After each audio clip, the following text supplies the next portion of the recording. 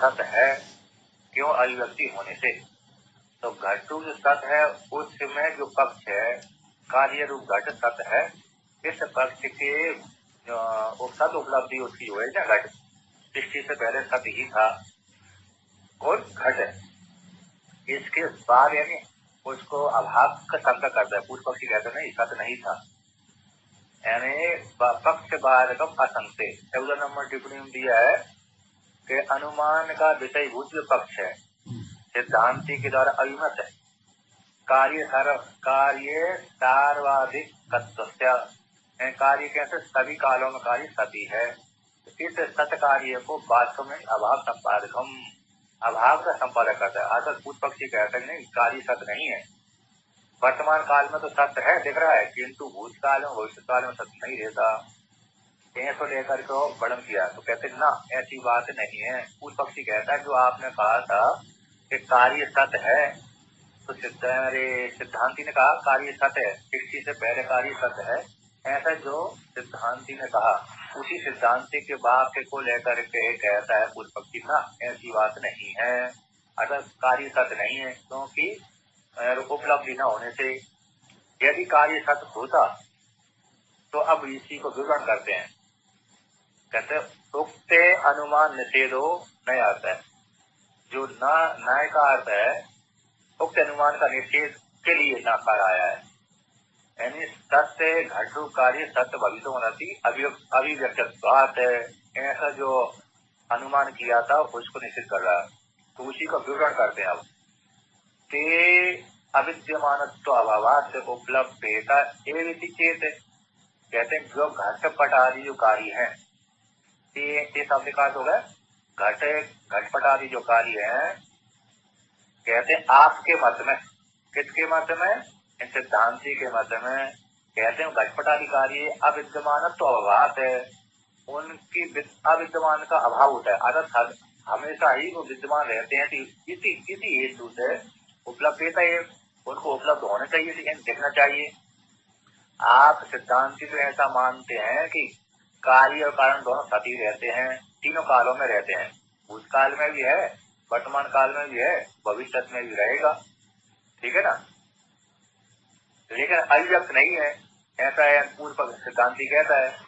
तो कहते हैं कार्य जब आप कार्य कारण को यानी कार्य को सत ही मानते हैं तो आपके मत में तो कभी भी घट का अभाव नहीं होना चाहिए, हमेशा घट उपलब्ध होना चाहिए।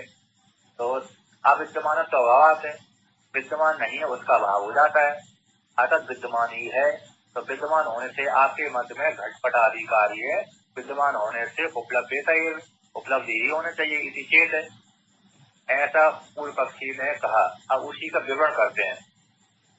नहीं तब घटाधिकारियम कदाचित अपि अविद्यमानम इति उदित आदित्य उपलब्धता एवं क्योंकि तब आप सिद्धांति के मत में घटाधिकारियम घटपटादि जो कार्य है कदाचित अभी किसी भी काल में भी अविद्यमानम अभाव न अविद्यमानम, अगर आपके मत में आप सिद्धांति के मत में घटाधिकारी किसी भी काल में अविद्यमानता नहीं रहती, अर्थात हमेशा ही आपके मत में घटाधिकारी हमेशा ही विद्यमान रहते हैं। अविद्यमानम न, तो अविद्यमान के साथ ना का पहले ना के साथ अन्वय कर लेना, तो अर्थात दो ना कैसे हो जाते हैं, भाग्य बोधक हो जाते हैं। आप हमारे घर में नहीं आना ऐसी बात नहीं है क्या नहीं? आप मत आना, आप मत आना ना ऐसी बात नहीं है, अर्थात आप आना। तो दो जो नए हो गए निषेध कैसे हो गया, भाग का बोधक हो गया। आप मत आना नहीं, तो नहीं आना ऐसी बात नहीं, अर्थात आप जरूर आना, हो गया ना। तो दो नए जैसे भाग के बोधक होते हैं उसी प्रकार से यहाँ पर आप सिद्धांति के मत में घटाधिकारी किसी भी काल में अविद्यमान न, अर्थात विद्यमान नहीं रहता ऐसी बात नहीं है, अर्थात हमेशा ही विद्यमान रहता है।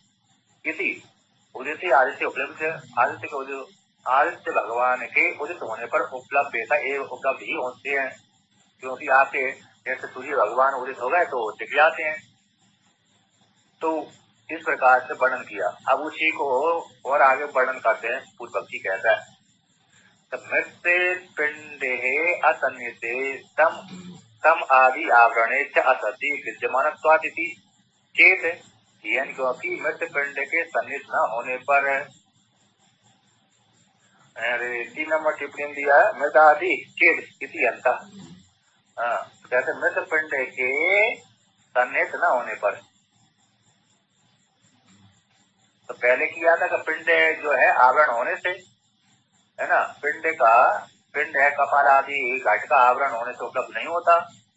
इस प्रकार से जो पहले वर्णन किया था, तो कहता मृत पिंड के नजदीक में न होने, सन्निधि समीप में होने से, न सन्निधि असन्निधि समीप में न होने से, और समाधि आवरण क्या सती, उस समाधि के आवरण के न होने पर आपके मत में, आप सिद्धांति के मत में घट हमेशा विद्यमान होने से उपलब्ध होना चाहिए, क्योंकि विद्यमान होने से मृत पिंड के सन्निध न होने पर और समाधि के आवरण न होने पर घट को उपलब्ध होना चाहिए। इसी हमेशा तीनों कालों में देखना चाहिए।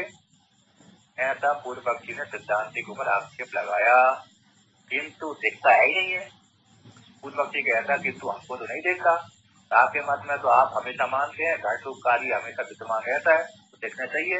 मृत पिंड के जो मृत पिंड हो गया ना, गीला पानी डाल करके मिट्टी का डाल पिंड बन गया, और 2 टुकड़े जोड़ देने से कपाल हो जाता है। 2 टुकड़े घट के जो टुकड़े होते हैं ना, उनको कपाल बोलते हैं। बड़ी बड़ी जो है मटका बनाते हैं, उसमें 2 टुकड़े करते हैं।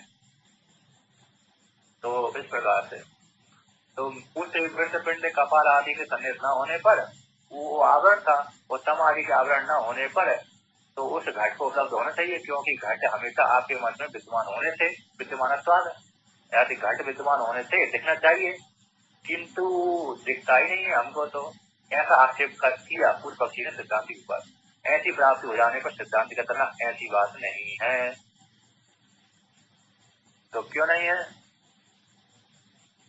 इसको 37 नंबर टिप्पणी, 37 नंबर पृष्ठ पर टीका में ऊपरी पंक्ति है, तो कहते वर्तमान पद, वर्तमान काल में जैसे दिख रहा है, वर्तमान काल में घट दिख रहा है ना, सामने रखा हुआ है ना, भले आपके सामने ना रखा हो, मन में रखा है, तो कहते वर्तमान पद, पद समान, वर्तमान के समान, समान, अतीतम आगामी च, तो अतीत है भूतकाल में, आगामी है भविष्य काल में, घटादि सदैव, तो सभी है आप मानते हैं सिद्धांति। चेत यदि मानते हैं तो उपलब्धि सामग्री है, उपलब्धि की सामग्री की सत्या होने पर तदवत है, जैसे उपलब्धि की सामग्री सत्य होने पर जैसे घट दिखता है, उसी प्रकार से प्राग जनन न प्राग जनी उत्पत्ति होने से पहले और नाथ के आगे उपलब्ध होना चाहिए, नाचा एवं उपलब्ध थे, क्योंकि ऐसा तो उपलब्ध नहीं होता। तस्मात पूर्व पक्षी कहता है यहाँ पर, जैसे वर्तमान काल में घट दिखता है, उसी प्रकार से अतीत भूतकाल में, भविष्य आगामी भविष्य काल में घटादि सती है आप मानते हैं। यदि मानते हैं तो उपलब्धि सामग्री के होने पर, जैसे कुमार घट बना देता है तो सामग्री है उसी बार घट बन गया, तो सामग्री होने पर जिस प्रकार से दिखता है उसी प्रकार से प्राग जने उत्पत्ति होने से पहले, जनी प्रादुर्भावी, जने शब्द यहाँ पर पंचमी है, उत्पत्ति होने से पहले, और नासात चौदवम, और नास के आगे उपलब्ध होना चाहिए था, ना चाहिए उपलब्ध है, किंतु उपलब्ध नहीं होता। तस्मा किसी आपका कहना जो कहते हैं घट है तीनों कालों में सत रहता है, सत है, ऐसा जो कहना ठीक नहीं है। कार्य से सदा सत्वमिति, जो आपने कहा था कि कार्य सदा हमेशा ही सत्य है, जैसे कारण सत्य है उसी प्रकार से कार्य सत्य है, ऐसा जो आपका कहना है वो ठीक नहीं है, ठीक है ना, क्योंकि भूतकाल में और भविष्य काल में उसकी उपलब्धि नहीं होती। इस प्रकार से वर्तमान काल में दिख रहा है, कुमार ने घट बना दिया, तो ऐसी प्राप्ति हो जाने पर सिद्धांत कहते हैं ऐसी बात नहीं है। दुविधत्वाद आवरण है ना, यहाँ पर कहता है मृत पिंड का ग्रहण, टीका में आया है मृत पिंड का ग्रहण विरोधी कार्यांतर उपलक्षणार्थम, विरोधी जो कार्यांतर है दूसरे विरोधी कार्यांतर उपलक्षण के लिए है। मृत पिंड का ग्रहण कपाल आदि हो गए, अन्य कार्य है, अन्य दूसरे कार्यांतर को उपलक्षण के लिए है, ग्रहण करने के लिए। स्वबोधकत्व सती स्वेतर बोधकत्व उपलक्षणार्थम, ये लक्षण है। स्वयं का बोध कराते हुए इतर का बोध करा दे, उसको उपलक्षण कहते हैं। जैसे अमुक व्यक्ति मनुष्य है, उसी प्रकार से ऐसे रूप रंग वाला मनुष्य कहते हैं, उसी प्रकार से दूसरे व्यक्ति भी मनुष्य है। इस प्रकार की वाणी बोलने वाले को मनुष्य कहते हैं। इस प्रकार से ऐसे चक्षु इंद्रिय है, उसी प्रकार से श्रोत इंद्रिय है ना, ज्ञान वाले होने से कहते हैं। न इस प्रकार से वर्णन करते हैं, न तावत विद्यमानत्व मात्रम कार्य से सद उपलम्ब आपादकम, क्योंकि विद्यमान मात्र ही कार्य है, तावत विद्यमान मात्र कार्य का सद उपलब्धि में हेतु नहीं है। सत होता हुआ भी घटादि की अभिव्यक्ति अनिव्यक्ति कहते हैं। अभिव्यक्ति और अनिव्यक्ति की उपलब्धि से ही, उपलब्धि होने से इसको लेकर कहते हैं। अभिव्यक्ति हो गई और अनिव्यक्ति की उपलब्धि से ही उसकी प्राप्ति होती है।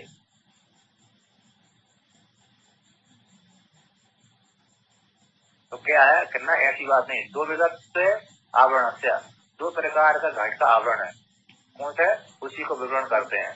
कैसा दो प्रकार का है,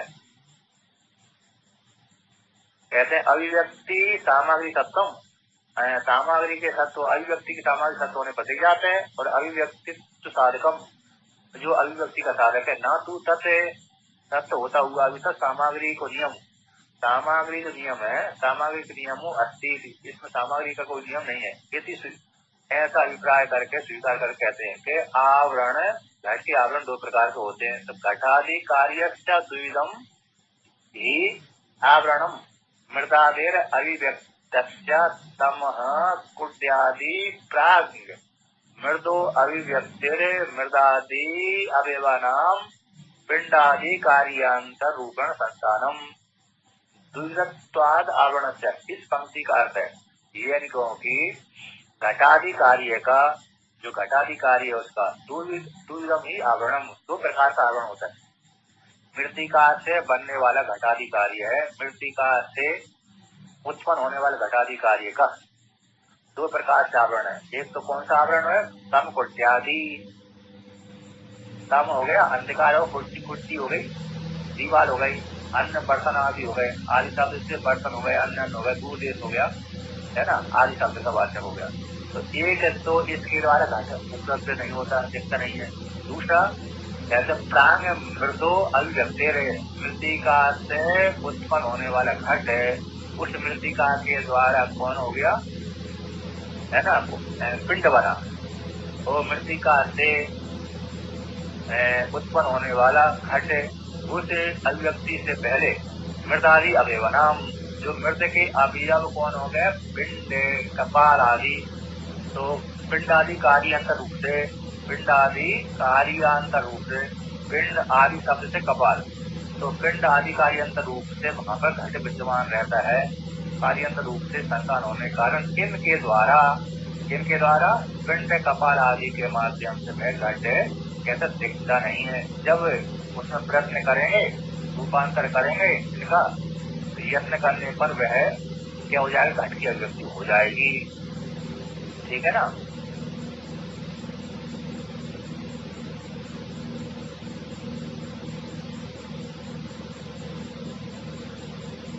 हाँ, यत्न करने पर हो जाएगा। मृत्तिका से घट की घटरूपकारी उत्पत्ति सूर्य है ना, मृत्तिका से उत्पन्न होता है घट, तो घटरूपकारी उत्पत्ति से पहले मृत्तिका के जो अवयव कौन हो गए, पिंड, कपाल आदि है। ऐसे पिंड, कपाल आदि कार्यांतर रूप से घट वहां पर विद्यमान है। उसके आवरण को भंग कर देने से, अभाव कर देने से, कार्य यत्न कर देने से वह घट की अभिव्यक्ति हो जाती है। तो कहते हैं पिंड कार्यांतर रूप से वहां पर संस्थानम स्थित रहता है घट। इस आवरण के आवरण रहने के कारण ही घट की अभिव्यक्ति नहीं हो पा रही। तो पिंड आदि कार्यांतर रूप से संतान होने के कारण घट की अभिव्यक्ति नहीं हो रही। जब उसमें प्रयत्न कर देंगे, यत्न कर देंगे तो घट दिखने लगेगा। अब उसी को लेकर कहते हैं तस्मात है, तस्मात को लेकर कहते हैं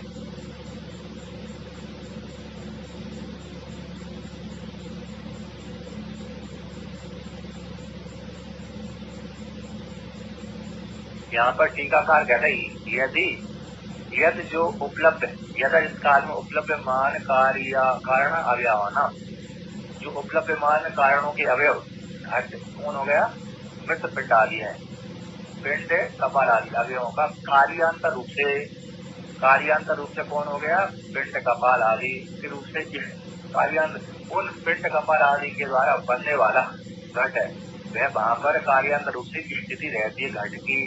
तथा उस काल में न इदम कार्य उपलब्ध है, क्योंकि मृतिका के मृत्यु कारण के अवयव पिंड कपाल आदियों में वह घट बैठा हुआ है, तो कार्यांतर रूप से अवस्थित होने कारण उस काल में घट उपलब्ध नहीं हो पा रहा, तथा उस काल में न इदम कार्य उपलब्ध थे, उस काल में जैसे यत्न न होने कारण कार्य रूप घट की उपलब्धि नहीं होती।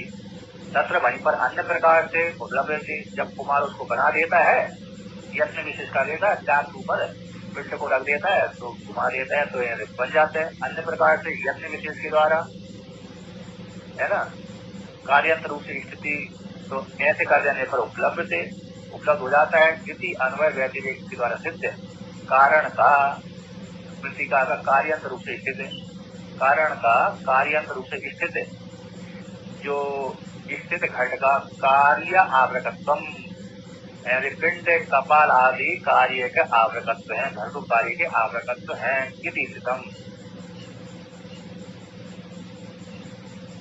हाँ, पहले से ही विद्यमान है, सती है, असत से सत्य उत्पत्ति नहीं होती। इसका अर्थ हुआ असत से सत्य उत्पत्ति नहीं होती। यदि असत से सत्य उत्पत्ति हो जाएगी इसमें दोष आ जाएगा, है ना। नैयायिक मानते हैं कि असत से सत्य उत्पत्ति होती है, मृतिका में घट नहीं था, उस मृतिका से घट की उत्पत्ति होती है।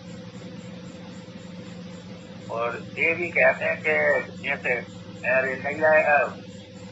बौद्ध मत वाले कहते हैं कि पहले असत नहीं था, किंतु दिख रहा है, मात्र भ्रांति से साजिश को लेकर दिख रहा है, सत्य नहीं था कार्य, तो कार्य सत्य नहीं है तो कारण भी सत्य नहीं है, मात्र भ्रांति से दिख जाता है इस प्रकार से। अब उसी को लेकर के यहाँ पर निगमन करते हैं, कहते हैं विशिष्ट कारण का आवरण सिद्धि हो जाने पर, यानी घट का आवरण कौन हो गया, अरे पिंड कपाल आदि, ये सिद्ध हो जाने पर सिद्ध अर्थ को लेकर कहते हैं तस्मात्, मूल में कहते हैं तस्मात् प्राग उत्पत्ति विद्यमान एव घटादि कार्यस्य आवृतत्वाद अनुपलब्धि, इसी हेतु से उत्पत्ति से पहले, किससे, घट की उत्पत्ति से पहले विद्यमान मृतिका में विद्यमान घट है, उस घट की उत्पत्ति से पहले घटादि कार्य का, घटपट आदि कार्य का, कार्य किसमें, पिंड कपाल आदि उसके घटादि कार्य के आवरण होने से, पिंड है, कपाल है और दीवाल तम आदि के आवरण होने से तद घट की कैसी उपलब्धि नहीं होती, ठीक है ना। घटादि कार्य पहले से विद्यमान है, पिंड कपाल आदि में और तम आदि में घटादि कार्य का आवरण हो जाने से, इनके द्वारा आवृत कर देने से उस घटपट आदि की कैसी उपलब्धि नहीं हो रही, अनुपलब्धि है। इसी हेतु से अगर उसका यत्न विशेष कर देंगे, उससे वहां पर आवरण का नाश कर देंगे अथवा हटा देंगे तो दिखने लगेगा, यत्न विशेष कर देंगे। तो उसी प्रकार से उपलब्धि होना न उपलब्धि होना, उसी को लेकर के आगे कहते हैं। तो क्या कहते हैं,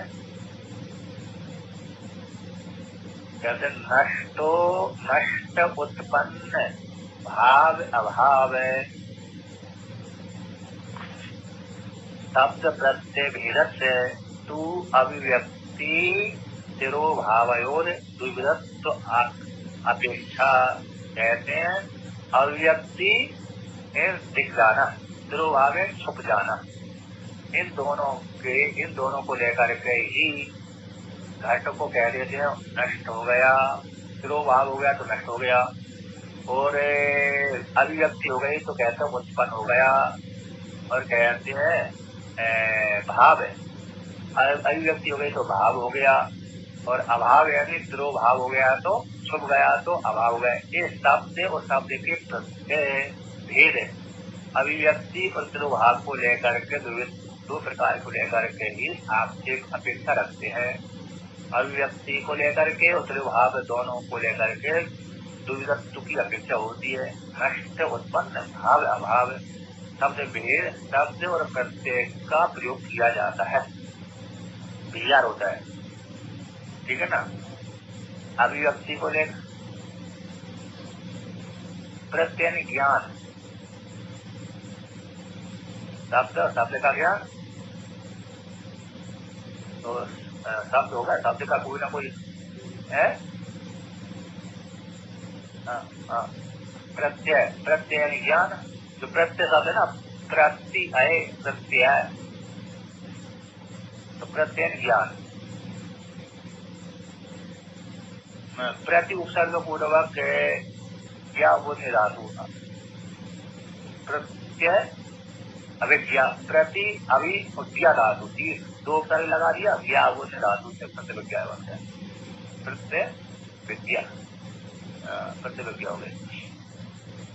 उस दो उपसर्ग जोड़कर ज्ञापन धातु से और प्रत्यय शब्द दूसरी दो धातु जिसमें दूसरी धातु है, इनका दो धातु है ना। ज्ञान अर्थ में यहाँ पर कहते हैं दो अभिव्यक्ति उत्तरभाव को लेकर के दो व्यक्ति अपेक्षा को लेकर के ही यहाँ पर नष्ट उत्पन्न भाव अभाव शब्द प्रत्यय का व्याख्या किया जाता है। अब उसी को लेकर अब आगे कहते हैं, क्या कहते हैं यहाँ पर टीकाकार कहते हैं इसको 38वीं पंक्ति कहते हैं कपाल आदि के द्वारा दो भाव हो जाने पर नष्ट विव्यार है ना, और पिंड आदि आवरण भंग से अभिव्यक्ति हो जाने पर उत्पन्न विव्यार। ठीक है। कपाल आदि के द्वारा प्रभाव कर देने पर नष्ट विव्यार कह दिया जाता है, और पिंड आदि के आवरण के भंग कर देने से अभिव्यक्ति हो जाने पर अभिव्यक्ति में उत्पन्न विव्यार किया जाता है। दीप आदि के द्वारा समूह निराश कर देने से अभिव्यक्ति हो जाती है और भाव विव्यार किया जाता है। उसमें क्या कर दिया, दीप आदि के द्वारा सम का निराश हो जाने से घट की अभिव्यक्ति हो गई, उस काल में कहते भाव विव्यार हो जाता है। और पिंड आदि के द्वारा भाव कर देने पर अभाव विव्यार किया जाता है, घट में घट अभाव हो गया। कपाल आदि के भाव कर देने पर तो नष्ट विव्यार घट को क्या कह रहे थे, घट नष्ट हो गया, फूट गया। और पिंड आदि के आवरण के भंग कर देने से घट अभिव्यक्ति हो जाती घट की, तो उस काल में कह देते घट उत्पन्न हो गया, उत्पन्न विव्यार कर लिया जाता है। दीप आदि के द्वारा प्रकाश आदि के द्वारा सम को नाश कर दे दिया, सम हटा दिया तो घट अभिव्यक्त हो गई, उस काल में घट को कह देते भाव विव्यार हो गया, यानी घट दिख रहा है। और पिंड आदि के दो भाव का देने पर घट को अभाव हो जाता है, तो उस काल में अभाव घट के ऊपर अभाव विव्यार कर दिया जाता है। अर्थात क्या है, घट नहीं है, भाव घट है और घट अभाव घट नहीं है। इस प्रकार से सदा उस काल में तद इस प्रकार से कार्य सदा ही तत्व होने पर प्रयोग प्रत्यय स्थिति, कार्य का सदा ही तत्व होने पर भी प्रयोग किया जाए तो प्रयोग प्रत्यय भेद की स्थिति हो जाती है।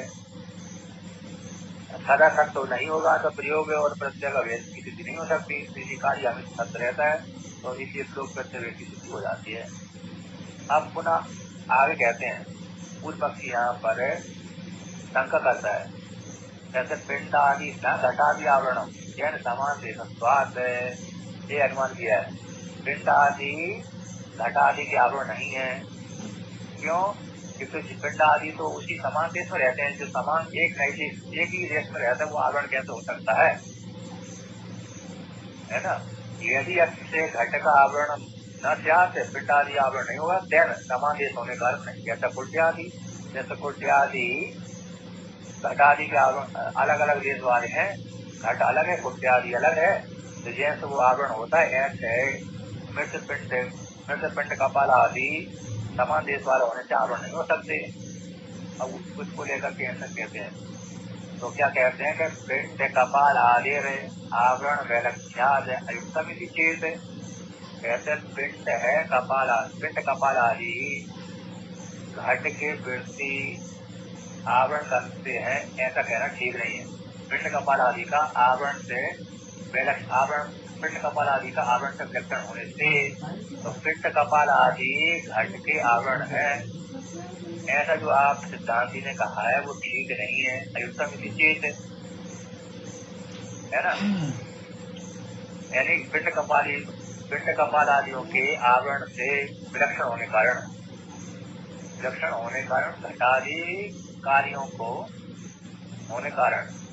घटादि कार्यों के आवरण पिंड कपाल आदि है, ऐसा जो सिद्धांति ने कहा है वो ठीक नहीं है। यानी पूर्व पक्षी कह रहा है कि जो आप कह रहे हैं, पूर्व पक्षी कहता है सिद्धांति के ऊपर कि आप जो कह रहे हैं कि पिंड कपाल आदि अरे घट के आवरण है, इसी हेतु से घट नहीं दिख रहा है ना।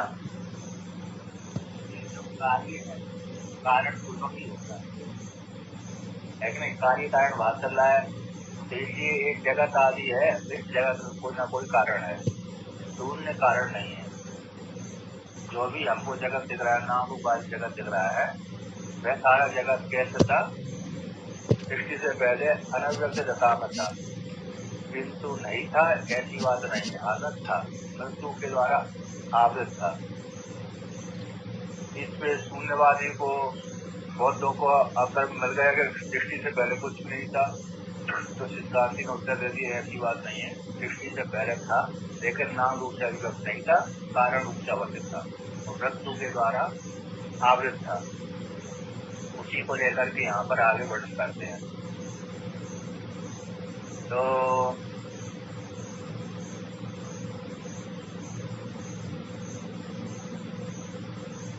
अब यहाँ पर वर्णन करते हैं।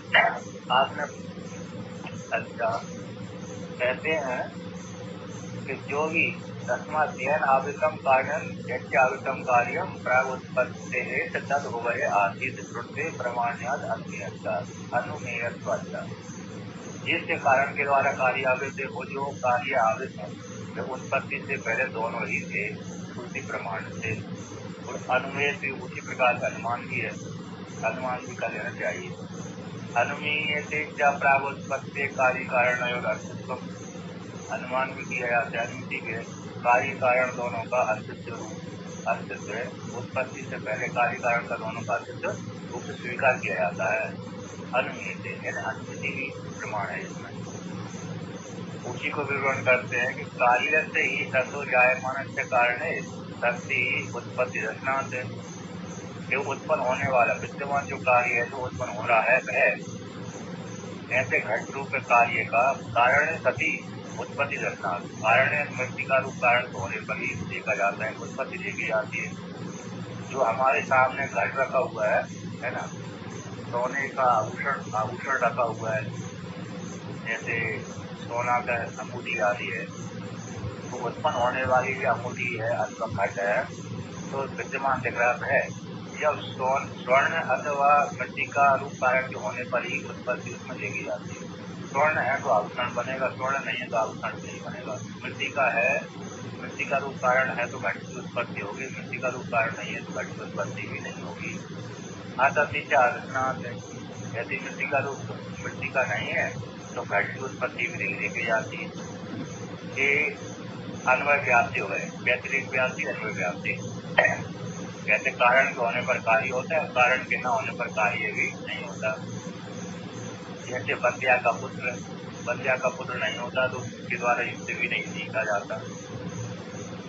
अब आगे कहते हैं जगतों की प्राग उत्पत्ति कारण अस्तित्व अनुमीय से, घटादि कारण अस्तित्व से। तो जगत की उत्पत्ति होने से पहले जगत का भी कोई न कोई कारण रूप से स्वीकार कर लेना चाहिए।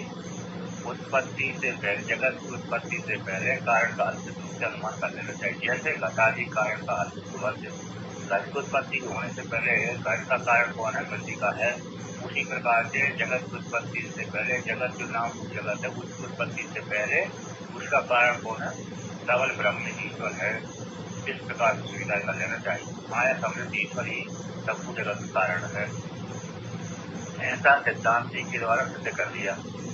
अब यहाँ पर शून्यवादी कहता है, शून्यवादी क्या कहता है कि न अनुमृत्य प्रादुर्भावादिति न्याय दृष्टांत से वैकल्यम चोदयति। कहते जब तक कारण का नाश नहीं होता है तब तक कार्य की उत्पत्ति नहीं होती। कारण का नाश होने पर ही कार्य की उत्पत्ति होती है। तो न अनुपूर्ण से प्रादुर्भावादि न्याय उपमर्दन किए बिना, नष्ट किए बिना